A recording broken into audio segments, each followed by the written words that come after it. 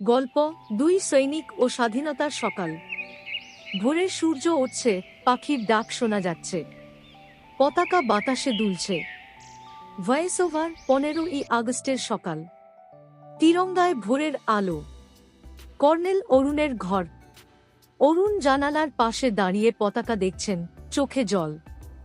Rajib, sir, চোখে জল কেন? অরুণ, আজ দেশের জন্মদিন। মনে পড়ছে 1947। আমার বাবা ছিলেন স্বাধীনতা সংগ্রামী। দুজন পতাকার দিকে স্যালুট করছেন। আকাশে কেশরিয়া, সাদা, সবুজ। অরুণ, তুমি কাঁদছ কেন?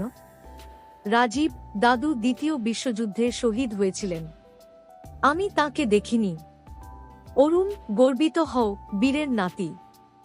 সৈনিকরা খিচুড়ি খাচ্ছে, শহরে প্যারেড, বাচ্চারা তিরঙ্গা হাতে। রাজীব, মা খুশি হবে এটা দেখে। আতশবাজি ফেটে পড়ছে আকাশে। অরুণ, স্বাধীনতা মানে দায়িত্ব।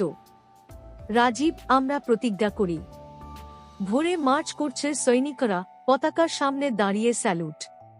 দুজন একসাথে, ভারত মাতা কি জয়।